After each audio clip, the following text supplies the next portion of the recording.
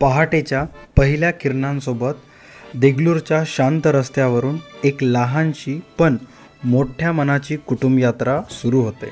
मी प्रसाद, माझ्यासोबत माझी जीवनसाथी रुद्राणी, बहीण दीपू, आई मीनाक्षी आणि लहानशी भाची श्रावी आणि भाचा अनव आणि अनवची काळजी घेणारी आपली मावशी, सगळे एकाच स्वप्नांसाठी निघालेत, ते म्हणजे तिरुपती बालाजीच्या दर्शनासाठी. गाडीच्या खिडकीतून वाहणारा वारा, रस्त्याचे वळण आणि मनात उसळणारा उत्साहाचा सागर. थोड्याच वेळात आम्ही निजामाबाद येथे रेल्वे स्टेशनला पोहोचलो.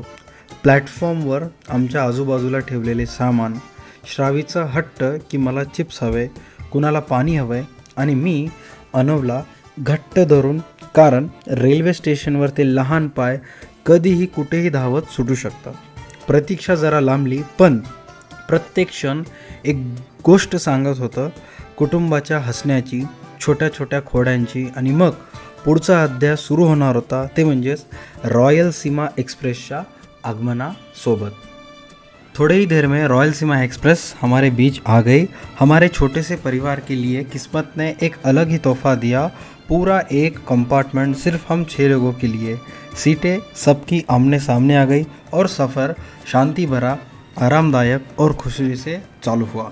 ट्रेन ने रफ्तार पकड़ी और हमारी यात्रा शुरू हुई. मैं प्रसाद और मेरी वाइफ रुद्राणी, हम दोनों ऊपर के बर्थ पर बैठे थे. तभी अनव का रोना धोना शुरू हुआ कि मुझे भी ऊपर जाना है. श्रावी, रुद्राणी और अनव तीनों ऊपर के बर्थ पर मस्ती में डूब गए.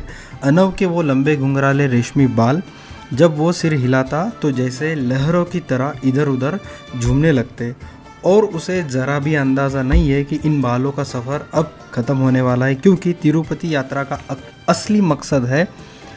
मराठी ट्रेडिशन में एक परंपरा होती है जिसे मराठी में जावड़ कहते हैं. इसका मतलब होता है कि जन्म के बाद 1-2 साल में बच्चे के सारे बाल काटकर भगवान वेंकटेश्वर के चरणों में अर्पित करना और उनका आशीर्वाद लेना.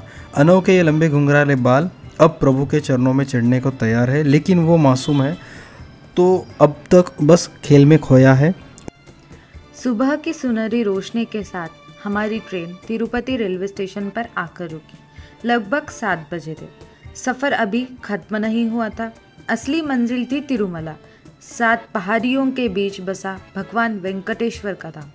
हमने अपना सामान समेटा, एक प्राइवेट कार बुक की और बढ़ चले सड़कों पर जो हमें सप्तगिरी की गोद में ले जाती है.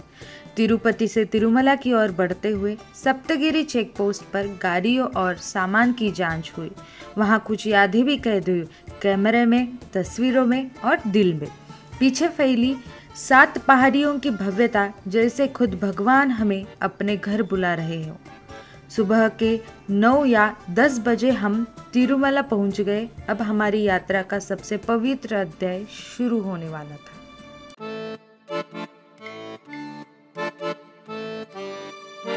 सो तिरुपती ब्लॉगच्या डे नंबर 1 मध्ये आज आमचं कोणतंही मंदिराचं दर्शन नाही आहे, म्हणजे मेन तिरुपतीच्या मंदिराचं. बट आम्ही आज रूमवरून निघालेलो आहोत. आता वाजले संध्याकाळचे 6:30.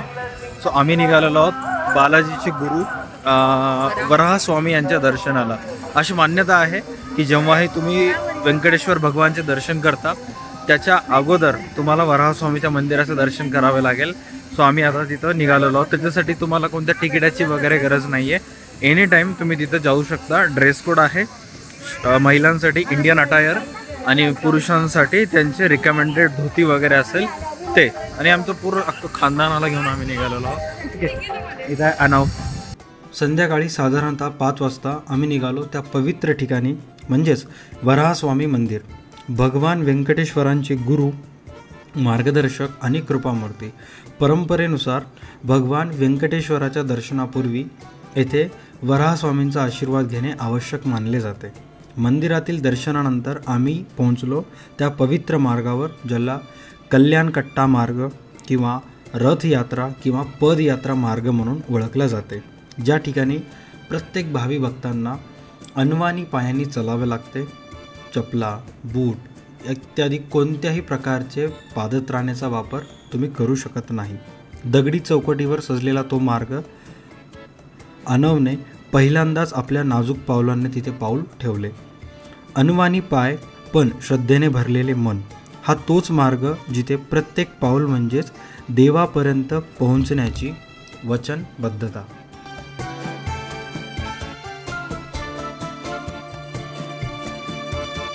सो वराहस्वामी मंदिराचे आमचे दर्शन झालेले आहे आणि विथ फॅमिली आम्ही आता एक्झिट गेट नंबर 5 जवळ आहोत. आणि एक्झिट गेट नंबर 5 म्हणजेच जिथं तिरुपतीचं प्रसादालय आहे. ओके, त्याच्या एक्झिटला आहोत. आणि इथं आमच्या दोघांचंही एक फेवरेट रेस्टॉरंट आहे, जे की मागच्या 2-3 वेळेसपासून जेव्हाही मी अगोदर यायचो किंवा लास्ट टाईम मी जेव्हा रुद्राणीसोबत आलो होतो त्यावेळेस इथं आम्ही व्हिजिट केलं होतं, सारंगी रेस्टॉरंट. तुम्ही सुद्धा जर कधी येताल तर नक्की इथं व्हिजिट करा. एक्झॅक्ट इथलं ॲटमॉस्फिअर कसं आहे काय नाही मी तुम्हाला शो करतो. ओके, थोडंसं बाकी रेस्टॉरंटपेक्षा महागाचं आहे, बट जेव्हा तुम्ही तिरुपतीला 4-5 दिवस राहता, जसं की आता यावेळेस आम्ही 4 ते 5 दिवस राहणार आहोत, सो सगळीकडे तुम्हाला इडली, आंबवलेले पदार्थ किंवा राईस वगैरे तेच मिळतं, जे की खाऊन थोडंसं तुम्ही फ्रस्ट्रेटेड होता. सो तुम्हाला थोडंसं कुठं ना कुठं नॉर्थ इंडियन खावं लागतं, पनीर, तंदूर रोटी वगैरे किंवा थोडंसं चायनीज वगैरे खावं लागतं, जेणेकरून थोडंसं फूड बॅलन्स तुमचं मेंटेन असेल. सो त्याच्यासाठी आम्ही इथं आलेलो आहोत. रुद्राणी पण असत आहे, कारण ही माझी वर्ड नाही, हिचे वर्ड आहेत. ओके, मी मागच्या बाकी साईडला दाखवतो. ओके, एक सेकंड.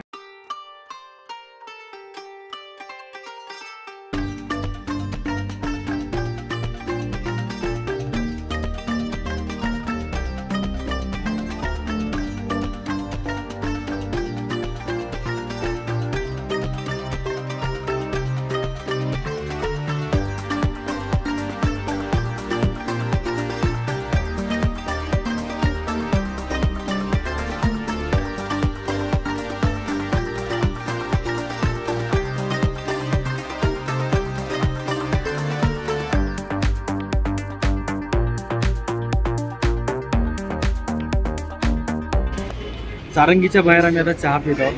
आई, तुला चहा कसं वाटतं? चांगलं चहा आहे. आई सर्वात जास्त चहा पिते मध्ये. आईकडून ग्रीन सिग्नल मिळाला म्हणजे संपलं. मी तर ॲज ऑलवेज पितो. दिपूताई पण प्यायली. दिपूताई चहा कसा? इथं श्रावी आहे. श्रावीसोबत एक प्रँक झालेला आहे. श्रावीला आईस्क्रीम खायचं होतं आणि काउंटरवर क्लोज गेला आहे. उद्या आईस्क्रीम उद्या आणा, कुठं आणा. लहानपणापासूनच ना, जेव्हाही तिरुपतीचं नाव कानावर पडायचं ना, मनात असं एक स्वप्न उभं राहायचं की बाबा आता शाळेला सुट्ट्या, भरपूर चविष्ट खाणं आणि सगळ्यात खास म्हणजे तिरुपतीला मिळणारे टॉईज, खेळण्या, ज्याच्यामध्ये रिमोट कंट्रोल कार असेल, ड्रम असेल, खेळण्यातली बंदूक असेल, कलरफुल वॉचेस असतील. दरवर्षी पिशव्या भरून घरी आणायचो आणि लहान असताना फुगे तर विचारूच नका. आज काळ बदलला आहे, पण ती जी आनंदाची चमक आहे आता श्रावी आणि अनवच्या डोळ्यात मला पाहायला मिळते. त्यांच्यासाठी खेळणी घेताना असं वाटतं की जणू माझं स्वतःचंच बालपण पुन्हा वापस आलेलं आहे.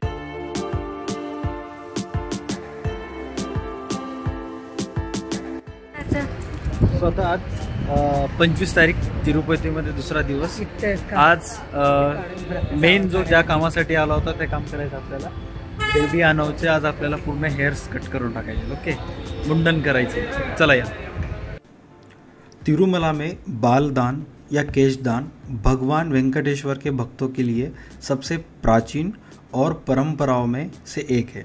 इस परंपरा की शुरुआत हजारों साल पहले हुई थी, जिसका उल्लेख स्कंद पुराण के वेंकटेश्वर महात्म्य में मिलता है. कहा जाता है कि एक बार जंगल में एक गडोरिया झाड़ियों को साफ कर रहा था. तभी गलती से उसकी कुल्हाड़ी के वार से भगवान वेंकटेश्वर के सिर पर चोट लग गई. उस चोट से सिर पर एक छोटा घाव हो गया और गंजा हिस्सा दिखने लगा. यह देखकर तिरुमला में रहने वाली देवी नीला का हृदय पिघल गया. उन्होंने अपनी सुंदर केश राशि का एक हिस्सा काटकर प्रभु को अर्पित कर दिया ताकि उनके सिर का वह हिस्सा ढक सके. भगवान वेंकटेश्वर उनकी भक्ति से प्रसन्न हुए और वरदान दिया कि जो भी भक्त उनके चरणों में अपने बाल अर्पित करेगा वह उसका अहंकार और सौंदर्य भगवान को समर्पित करेगा. धार्मिक महत्व की बात की जाए तो सबसे पहले अहंकार का त्याग. बाल सौंदर्य और घमंड का प्रतीक है. उन्हें भगवान को अर्पित करना मतलब अहंकार छोड़ना. समानता का प्रतीक. सिर मुंडवाने के बाद सब एक जैसे दिखते हैं. जाति, पद और दौलत का भेद मिट जाता है। और व्रत की पूर्ति मतलब बहुत से भक्त तभी बाल दान करते हैं जब उनकी मन्नत पूरी हो जाती है। इन बालों का उपयोग किस चीज़ के लिए किया जाता है? तिरुमला तिरुपति देवस्थानम इन बालों को एकत्र कर छांटता है और नीलामी में बेचता है। इससे मिलने वाला पैसा मंदिर के रखरखाव, सामाजिक कार्यों, मुफ्त भोजन और तीर्थयात्रियों के सुविधाओं में लगाया जाता है।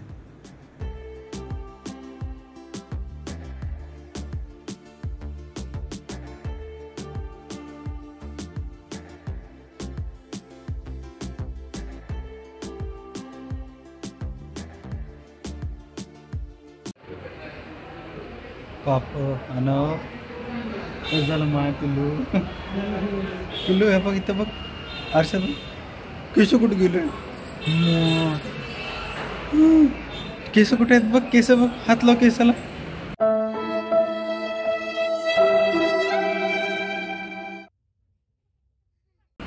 केसाला हात लाव. जिट्टू कुठं आहे? जिट्टू जिट्टू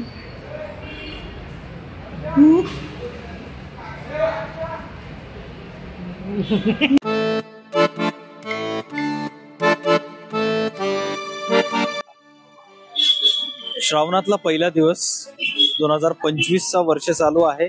आज तारीख आहे 25 जुलै 2025. वार आहे शुक्रवार आणि आज आमच्या तिरुपतीमध्ये दुसरा दिवस आहे. सकाळी अर्ली मॉर्निंग 3 वाजता उठून आम्ही मंदिरामध्ये पूराभिषेकमच्या पूजेला गेलो होतो, जी की 3 ते 6 पर्यंत चालली. 6 वाजता बाहेर आलं. मग त्याच्यानंतर दिवसभरामध्ये अनवचं आम्हाला मुंडन करायचं होतं, तर ते सुद्धा ऑलरेडी झालेलं आहे. ब्लॉग मध्ये तुम्हाला दिसेल. हा जो पार्ट आता मी शूट करत आहे तो ऑलरेडी सकाळी शूट करायचा होता, बट मंदिरामध्ये मोबाईल अलाउड नव्हता, त्याच्यामुळं मी हा पार्ट आत्ता शूट करत आहे. ऍट दिस मोमेंट संध्याकाळचे 5:30 ते 6 वाजलेले आहेत. बॅक साईडला बघू शकता SV म्युझियम आहे. तुम्ही जेव्हा तिरुपतीला येताल पाऊस पडणार नाही असं कधी होणारच नाही, आणि आता एकदम बऱ्यापैकी वारा सुटलेला आहे आणि पाऊस पडत आहे. सो आपल्याला या पावसाचा एन्जॉय करायचा आहे. वातावरण आहे त्याला एकदम फील करायचं आहे. ओके, आज दिवसभरामध्ये सकाळी पुराभिषेकम झालं, अनवचं मुंडन झालं. आता आपल्याला जायचं आहे शॉपिंग कॉम्प्लेक्सला. तिथं फार थोडंफार आपल्याला शॉपिंग डेस्टिनेशन पाहायचे, त्या वस्तू एक्सप्लोर करायचे. ओके, चला माझ्यासोबत या. मी एक्झॅक्ट तुम्हाला शो करतो की कशा पद्धतीचं आजचं वातावरण तिरुपतीमध्ये आहे. आणि पुराभिषेकमच्या ज्या पूजेला मी गेलो होतो तिथं कंपल्सरी जे पिलग्रिम्स असतात, जे पूजेला बसणार असतात अभिषेकला, त्यांना अशा पद्धतीचं इंडियन अटायर परिधान करावं लागतं आणि स्त्रियांना सुद्धा साडी घालावी लागते. पुराभिषेकम म्हणजेच काय, जेव्हाही तुम्ही तिरुपतीला जाता दर्शन करता, तर दर्शन करत असताना मंदिरामध्ये जिथून तुम्हाला दर्शन केल्यानंतर बाजूला सरकवतात लेफ्ट साईडला, इथं जया आणि विजय असे 2 दीपस्तंभ आहेत. त्याच्यामध्ये 7 दरवाजे आहेत. तर त्या 7 दरवाजांमध्ये पुराभिषेकम मध्ये जेवढेही लोक सहभागी होतात त्या 7 दरवाजांमध्ये बसवायला सांगतात. आम्ही बसलो होतो 3ऱ्या दरवाजांमध्ये. जवळपास आम्ही 50 ते 60 मिनिट त्याच्यामध्ये बसलो होतो. ओके, पाऊस आलेला आहे. थोडस मी कडेला येतो, या गुजराणी या कडेला आहे. सो पाऊस पडल्यामुळे थोडस मला माझं बोलणं थांबवावं लागलं. सो आता आम्ही मंदिराच्या लाडू काउंटर जे आहे त्या एरियामध्ये आहोत, तिकडे जातो. आणि पाऊस पडल्यामुळे थोडस मला माझं बोलणं स्टॉप करावं लागलं. ओके, सो आपण डिस्कस करत होता की जे पुराभिषेकमची पूजा आहे त्या पूजेमध्ये जेवढेही भाविक भक्त बसतात, जे खास करून मेल असतात, त्यांना अशा प्रकारचं वस्त्र परिधान करावं लागतं. पॅन्ट शर्ट वगैरे अलाउड नाहीये. बट जे स्त्रिया असतात त्या स्त्रियांना हाफ सारीज किंवा आपल्या महाराष्ट्रामध्ये जसं आपण साडी घालतात तशा पद्धतीचे फुल सारीज त्यांना परिधान करावे लागतात. ओके, मी एक्झॅक्ट रुद्राणीला शो करतो की कशा पद्धतीचा अटायर घातलेला आहे. ओके, एक सेकंड रुद्राणी, तू 1 सेकंड कॅमेरा स्क्रीन समोर आहे. हा, ही रुद्राणी अशा पद्धतीचं इंडियन अटायर घालून तुम्हाला यावं लागेल. All right, done. स्माईल. आता आम्ही लड्डू काउंटर जवळ आहोत. या साईडला तुम्ही बघू शकता की लाडू काउंटर आहेत आणि इथून आम्हाला जायचं आहे कोकोनट पॉइंट, जिथे नारळ वगैरे फोडण्यात येतात आणि जिथून मंदिराचं चांगलं व्ह्यू दिसतं. ओव्हरऑल पूर्ण जो मंदिराचा जो ग्राउंड आहे, पटांगण आहे, आपल्याला तिकडं जायचंय. Okay, so step by step माझ्या पाठीमागे या, शो करतो. तुमच्यापैकी मॅक्सिमम जण इथं कधी ना कधी आले असतीलच. Okay, but if in case तुम्ही प्लॅन करत असाल एखादं असं डेस्टिनेशन की जिथे तुम्हाला तुमच्या पूर्ण फॅमिलीसोबत चांगलं टाइम स्पेंड करता येतं, स्पिरिच्युअल जर्नी तुमची असायला पाहिजे, तर मस्ट प्लॅन फॉर तिरुपती. आणि सजेस्टेड टाइम पिरियड आहे तसं तर 12 महिन्यात कधीही येऊ शकता, बट तुम्हाला जर प्रॉपर एन्जॉय करायचं असेल तर श्रावण महिन्यामध्ये यायचं, ज्यावेळेस आम्ही आलेलो आहोत. ओके, इथे थोडंसं गर्दी जास्त असते.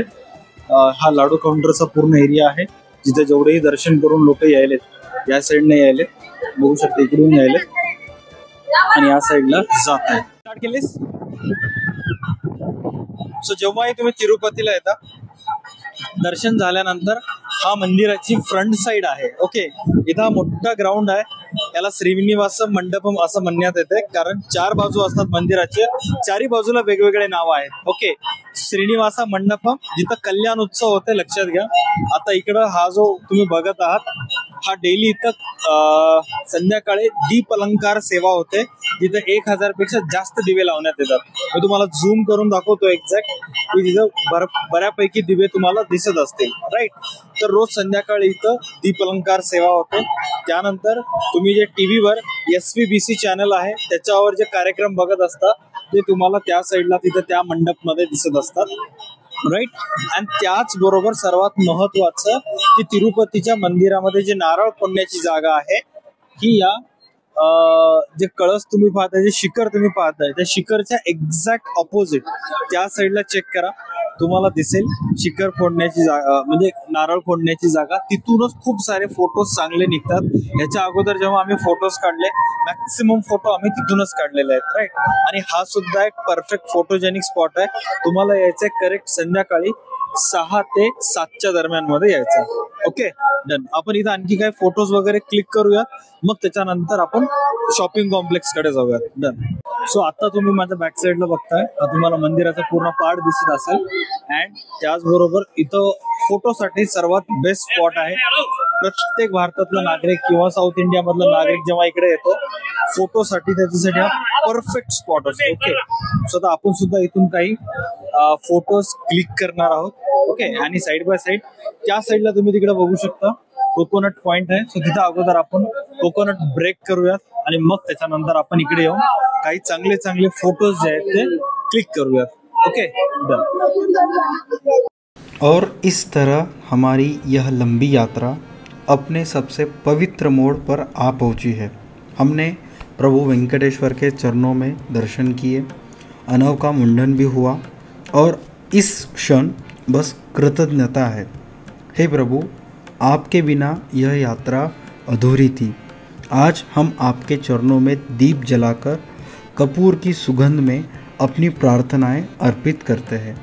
ये प्रार्थना सिर्फ हमारे लिए नहीं बल्कि हर उस यात्री के लिए है जो कभी आपके द्वार पर आए. आपका आशीर्वाद हर उस माँ को मिले जो अपने बच्चों के लिए सपने देखती है, हर उस पिता को मिले जो अपनी संतानों के लिए मेहनत करता है. आपका प्रसाद ऐसा हो कि दुनिया में कोई भूखा ना सोए. आपकी कृपा ऐसी हो कि हर दिल में शांति और प्रेम बस जाए. धीमे धीमे आरती की लौ हवा में नाचती है और हम महसूस करते हैं कि आपके चरणों में आकर हर चिंता, हर पीड़ा इस लौ के साथ साथ विलीन हो जाती है और मन में बस एक ही भावना है, धन्यवाद प्रभु, हमें आपके घर बुलाने के लिए.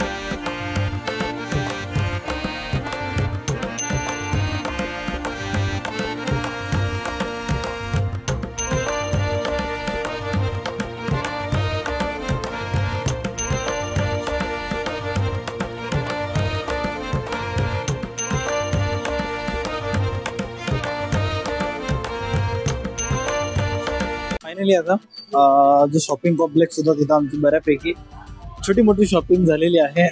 पैसे वेस्ट करण्यात आलेले आहेत. आता इथून डायरेक्ट आम्ही जाणार रूमवर. आणि आज 25चं डे पूर्ण एंड बऱ्यापैकी एंड होऊन जाईल, कारण उद्या 26 तारीख आहे आणि उद्या आम्हाला चढायच्या आहेत पायऱ्या. उद्या गिरी चढायची आहे. पायऱ्याचा तर एक ब्लॉग प्रॉपर बनेलच. डोंट वरी. भेटूया डे नंबर 3 मध्ये.